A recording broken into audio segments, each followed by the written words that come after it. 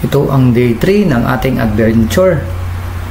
Ride naman tayo papuntang Buskalan Village sa Tinglayan, Kalinga, para makilala si Apo Wangud, ang oldest living mambabatok o traditional tattoo artist ng Pilipinas. So, nandito tayo sa Hanging Bridge kay Apo Wangud. Uy, pagod.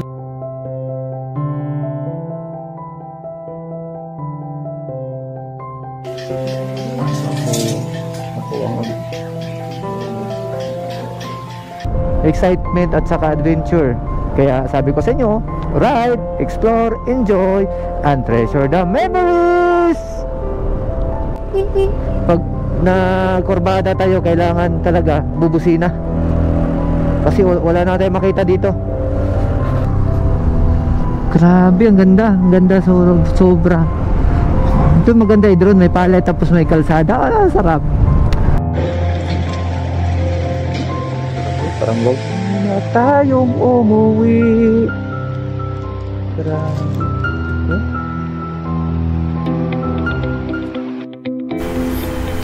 At ating silipin ang napakagandang falls sa gitna ng kabundukan.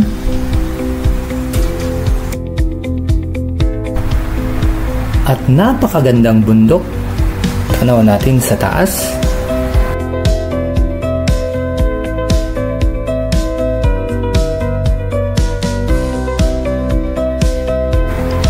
At ang napakagandang rice terraces o hagdang-hagdang palayan. Mula dito sa Banawi Rice Terraces patungong Buskalan Tattoo Village ay makikita natin ang mga napagandang tanawin. At tara, samahan niyo ko sa aking biyahe.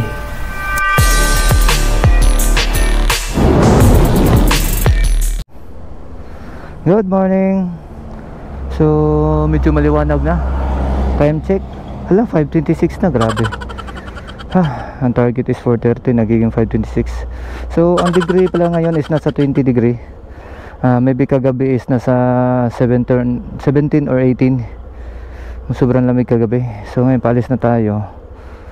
So, day 3.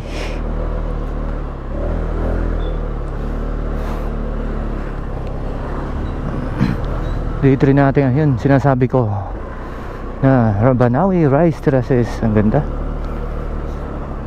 Maganda dito kasi yung kalsada nila ay paggabi na ilaw. Okay, ay nakabuntot sa atin. Tuloy ito. Sige, feedback na lang sa ating biyahe. Okay guys, kanina pa tayo parang bitukang manok unlimited dito. So ang temperature natin nasa 18 degree Celsius. Maliwanag na yan lalo pag umalis tayo ng 4 o'clock, siguro mababa pa yan, malamig. So naka-raincoat ako ngayon, naka-motorcycle jacket, naka-long sleeve at saka naka-t-shirt. Pang ano lang sa lamig. Kasi mahirap bumihil, lalamigin ka. Katulad kahapon from Dasmariñas, sa araw pala, yung Dasmariñas to Nueva Vizcaya, naninigas yung kamay ko sa lamig. Hindi ko mapihit yung throttle, kaya tumambay, na-exercise. Kasi ano siya, ilang oras na pihit ng throttle. So unlimited dito, so nasa 18 degree. Grabe. Ang voltahe na is 12.2. Kita nyo? Kita nyo sa mapa? Oh, grabe, unlimited. Ingat-ingat lang po. So ang ahon natin is nasa 35 maximum. Naglalaro lang siya. 30 to 35 ahon. Ulitin ko, ang gamit natin bola is 9 grams and 14 grams. Ang dala nating motor ay Rusi RFI 175cc. Wala akong ibang upgrade kundi yun lang, bola. Ako sa ganda, yung clouds, pag ganun siya, tapos bundok. So kanina unlimited rice terraces. Grabe, sarap. Naku, ilang taon mo na manghihintayin na makita to mga gantong klaseng bundok at saka fog at saka kalsada. Grabe, unlimited. Grabe, sarap talaga mag-rides. Ang sarap mag-rise talaga, ang sarap. Thank you Lord, thank you. Ang sarap talaga. Kakaibang saya, excitement at saka adventure. Kaya sabi ko sa inyo, ride, explore, enjoy, and treasure the memories.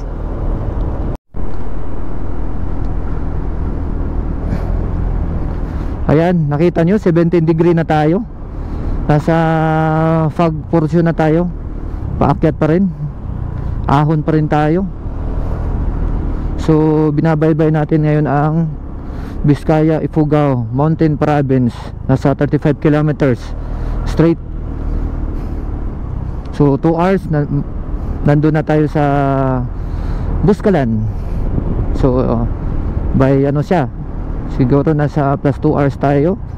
7:40 or 8 o'clock nandun na tayo. Mabagal lang ang takbo natin mga kaubi.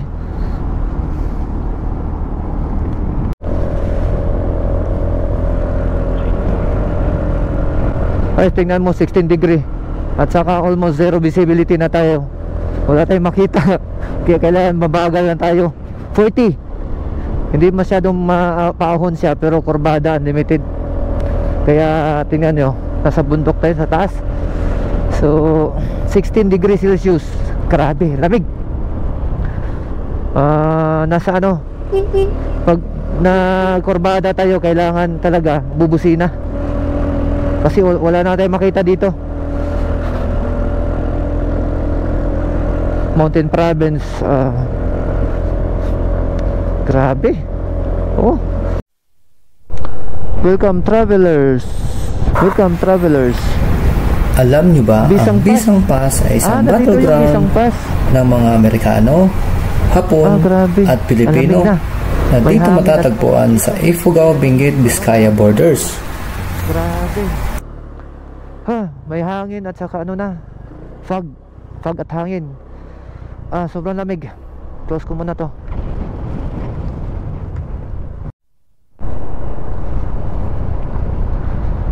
Alam niyo guys, na yung shield ko ngayon is para siyang may nabubuong mold ang ano sa tubig na nagbo-moist.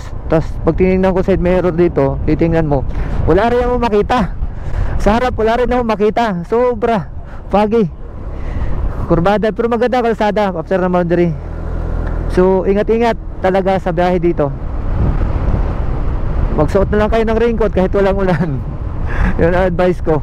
Raincoat katulad ng ginagawa ko. May shoe cover sa baba, raincoat sa taas, raincoat. Tapos kailangan buksan ng shield kasi wala akong makita. Kasi foggy talaga. Bayo Rice Terraces Viewpoint, Barangay Bayo, Pitawan Falls, Mount Karawit, Camp Nabarangan.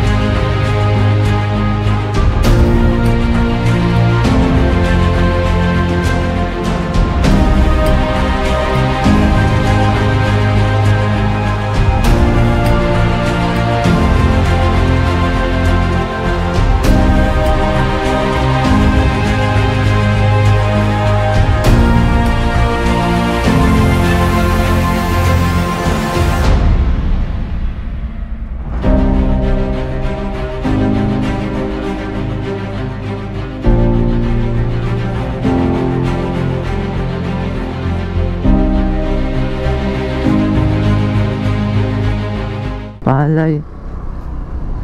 Grabe, ang ganda sobra. Ito maganda drone, may palay tapos may kalsada. Sarap. Naku po. May hanging bridge. Grabe, thank you. Kaya ang sarap mag-rides.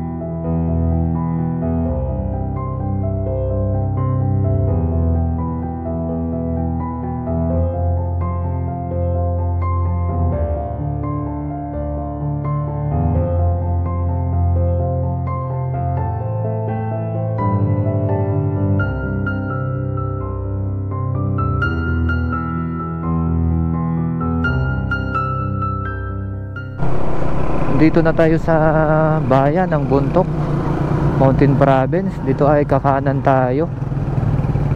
Isang oras ulit.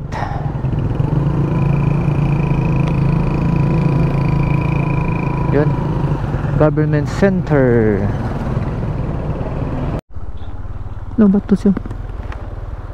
Kakaiba, ang ganda. Grabe. Oh, tapos yung puno, siguro bato yan kaya hindi masyado natubuan ng mga ano. Ganda, ganda sobra. Sabi ko,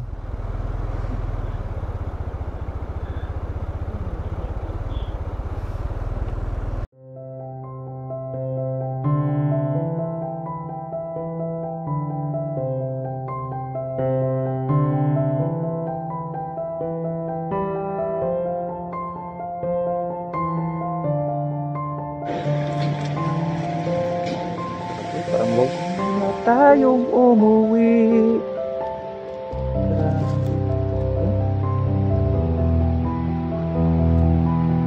Tapos dito tingnan nyo doon, pinakadulo. Yan yun doon, pinakadulo. Dito yan, nasa taas ko ng bundok. Grabe, ang ganda, sobra.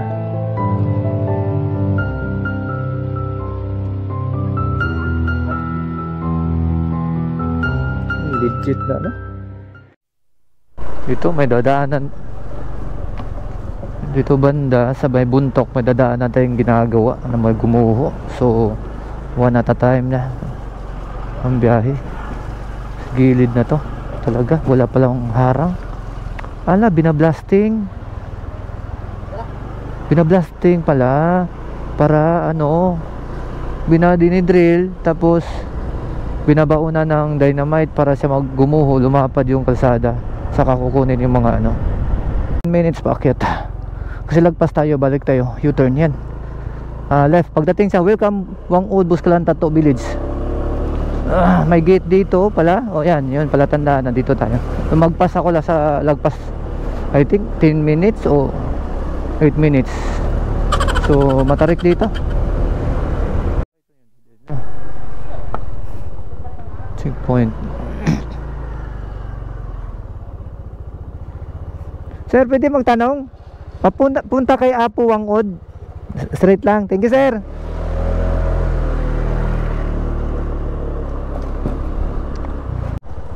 Yan, nandito na tayo sa Apo Wangud. Tapos kanina may inakyat yan, zipline.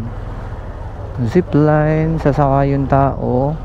Yun, nandun sa taas. Yun, oh. Tanong natin. Dito na tayo kay Apo Wangud. Wala, basura. Hindi na ayos ang ano. Ito yung X-Max na nauna sa atin. Saan pwede mag-park?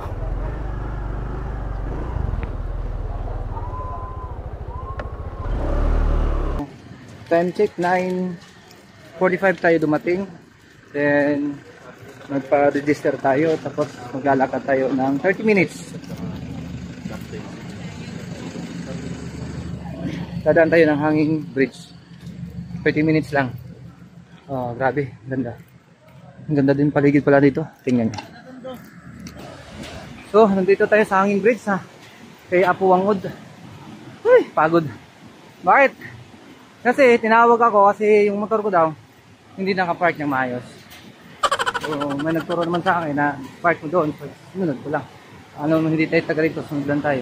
So binalikan pa, tinawag ako naka blue t-shirt. Pagdating naman niya doon, hindi daw nakalock pala. So inayos na niya. So para may madali, lipat na lang din. Malapit na area. Saan pagkatapos ng akyatan, baba, doon ang motor nasa harap. So may bayad na 20 pesos. So tingnan niyo dito. Ah, grabe. Ganda. Ito yung hanging bridge. Dati dumadaan siya sa baba para lakad, paakyat. So mas mahaba ang oras. Ngayon medyo pinabilis dahil mayroon na silang hanging bridge. Good morning, time check 10:46. Nandito tayo. Yan, pipila para tato. Yan. So, ako ang nagbayad pala tayo ng 100 pesos per head bago tayo pumila.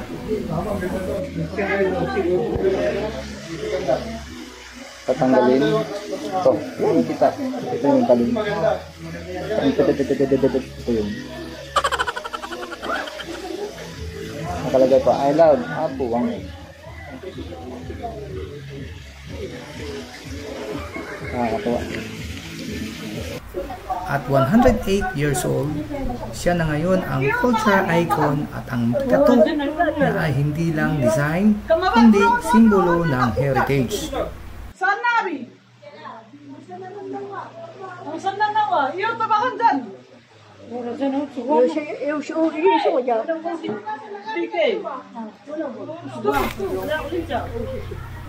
Nagpatato na rin ako gamit ang traditional na thorn and bamboo stick technique. Medyo masakit pero worth it. Kasi dala mo habang buhay yung kwento ng Kalinga.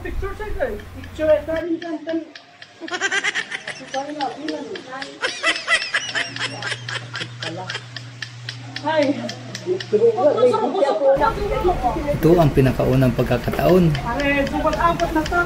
na nagpatato ako na sobrang sakit pala.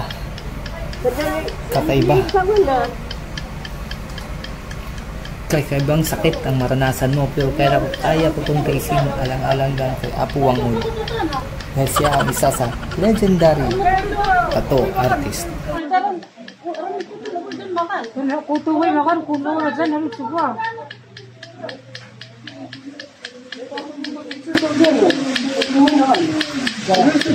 Kaya pala hirap mag-smile pag tinitignan ka.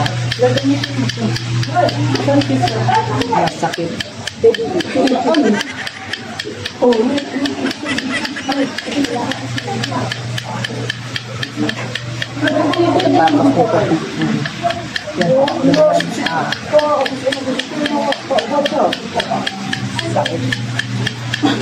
Lalo pag magpapato ka ng buong Pilipinas.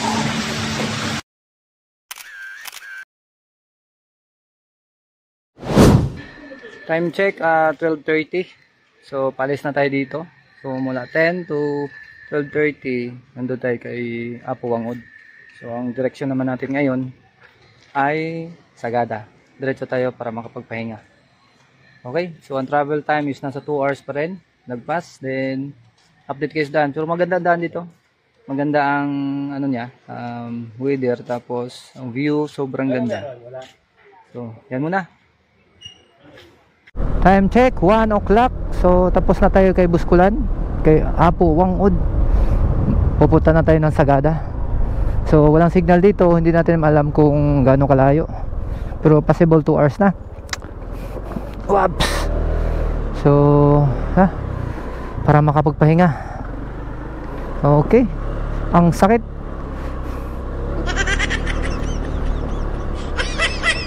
Ng tato pala. First time ko magpatato kay Apo Wang Ud lang talaga. Ingat kayo sa daan dito, medyo may mga gumuguho pa.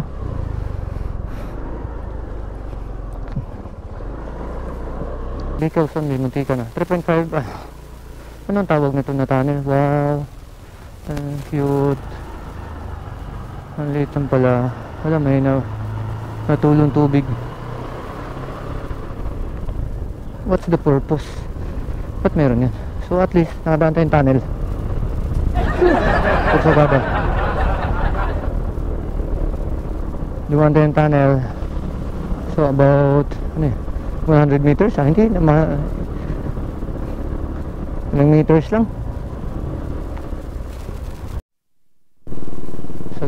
Sagada Igorot Inn.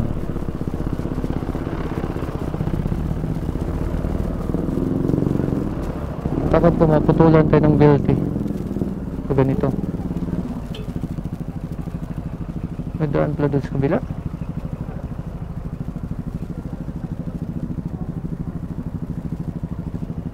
Dami ng kamatis. Oh, puro wait naman. I love Sagada. Yun. Tapos tourism at the right. So park na tayo maayos.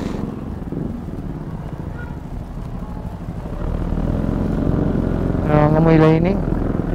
Hindi ko alam atin ba or I love Sagada. Time check 3:17. Time check. Sorry po. Time check 3:28. So nandito na tayo sa Pasit Hostel. May booking tayo dito. Third day na to sa ating Banawe Sagada Adventure. Grabe. Nakakapagod. Grabe. Grabe.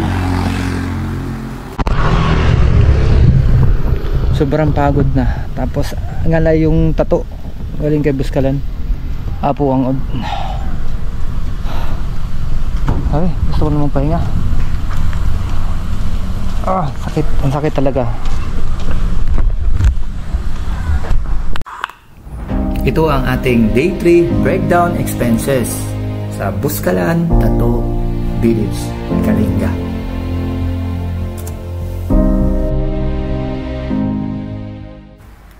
Sa next episode naman ang ating Sagada Adventure. Ito ay day 4. Pupuntahan na natin ang St. Mary's Church, Eco Valley, Hanging Coffins, Sagada Pottery, kumain sa Yogurt House, Danong View Deck, at marami pang iba. Don't forget to like, subscribe, and click that notification bell para updated kayo sa lahat ng mga videos ng aking upload.